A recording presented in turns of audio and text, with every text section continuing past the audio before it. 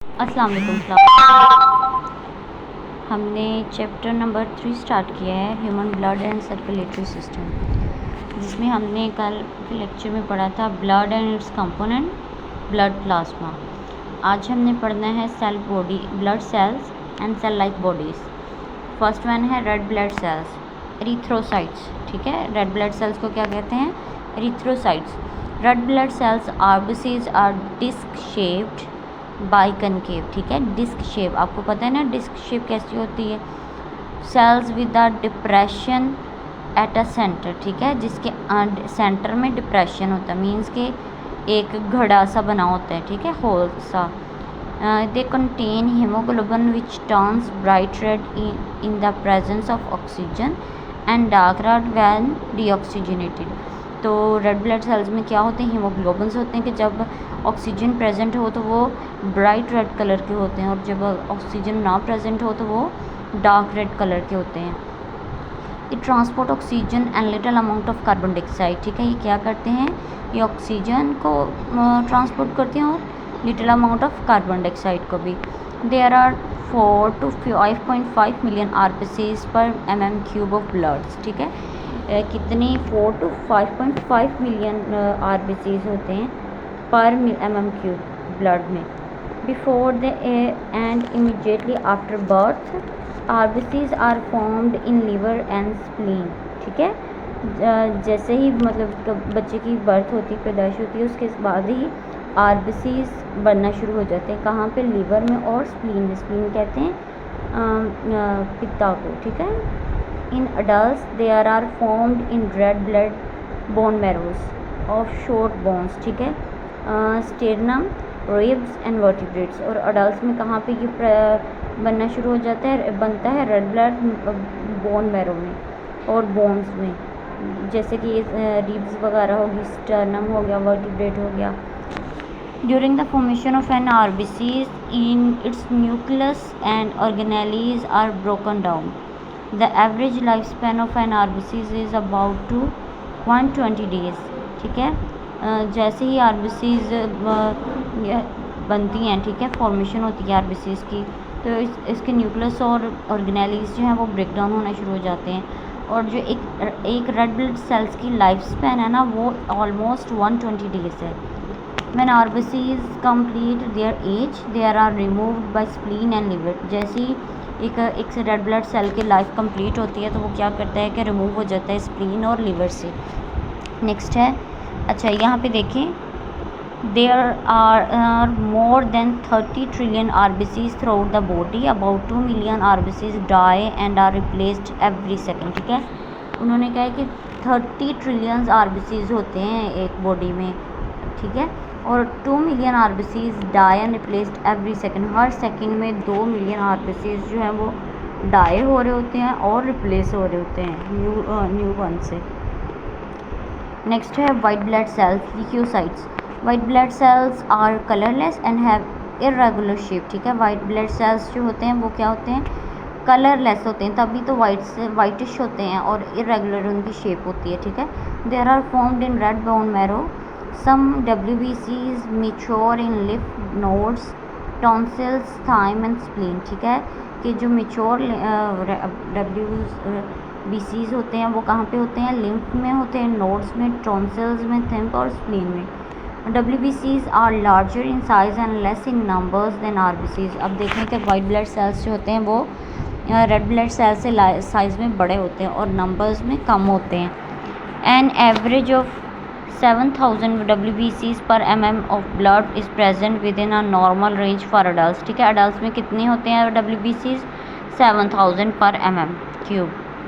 They defend the body against disease। अच्छा, white blood sales का main function यही होता है कि वो हमारी बॉडी को डिसीज़ से प्रोटेक्ट करती है। ठीक है, हमारा जो डिफेंस सिस्टम है वो WBCs में पे वर्क करता है, WBCs के थ्रू। ठीक है, their life span depends upon the needs. या अच्छा, इनकी जो लाइफ स्पैन है ये नीड पे डिपेंड करती है। There are several types of WBCs, granulocytes and agranulocytes, ये 2 टाइप्स हैं। ठीक है, आप देखें granulocytes, these WBCs have granules in cytoplasm, ठीक है। ये साइटोप्लाज्म में ग्रेन्यूल्स कहते हैं, वो दाने से होते हैं, ठीक है। स्पूर टाइप, जैसे स्पोर्स नहीं होते, दाने दाने बने होते हैं। They include neutrophils, eosinophils and basophils. Their names tell their staining properties of their cytoplasm, ठीक है। वो मतलब कि कौन से कलर्स पे हैं, स्टेनिंग पे डिपेंड करता है उनकी properties. Neutrophils destroy bacteria and clean up the dead cells at infection site, ठीक है। जहाँ पे कहीं पे भी इन्फेक्शन हुआ है वहाँ पे ये न्यूट्रोफिल्स क्या करते हैं, बैक्टीरिया को किल करते हैं और उनको मारते हैं। Eosinophils fights with parasites and causes allergic reactions. Eosinophils क्या करते हैं कि पैरासाइट्स को किल करते हैं और एलर्जिक रिएक्शंस को काज करते हैं। Basophils release histamine to cause inflammation and produce allergic reactions. Basophils क्या काज करते हैं, इन्फ्लेमेशन, सूजन एंड प्रोड्यूस एलर्जिक रिएक्शन, और उसी से एलर्जिक रिएक्शंस हो जाते हैं। Agranulocytes, they have a clear cytoplasm. There are 2 types of agranulocytes, ठीक है। क्या है कि ये एग्रेनुलोसाइट्स के क्लियर साइटोप्लाज्म होता है और उसके पास 2 तरह के एग्रेनुलोसाइट्स होते हैं, मोनोसाइट्स और lymphocytes. Monocytes makes macrophages which engulfs the germs and cells. Monocytes क्या करते हैं कि मैक्रोफेजेस करते हैं, जिसमें क्या होता है कि वो इनगल्फ करते हैं जर्म्स को और डेड सेल्स को।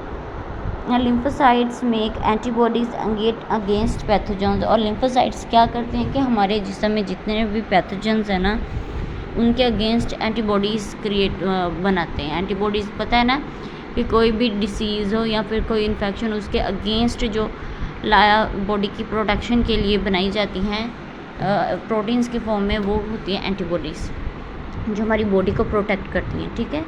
होप्सो का आपको इतना समझ आ गया है। नेक्स्ट है cell like bodies, platelets,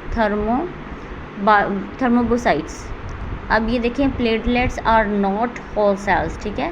platelets are not whole cells, ये कंप्लीट सेल्स नहीं हैं। There are small fragments of large cells of bone marrow, ये बोन मैरो के स्मॉल फ्रेगमेंट्स हैं, ठीक है, छोटे छोटे पीस। प्लेटलेट्स लेकर न्यूक्लियस, प्लेटलेट्स में न्यूक्लियस नहीं होता, ठीक है।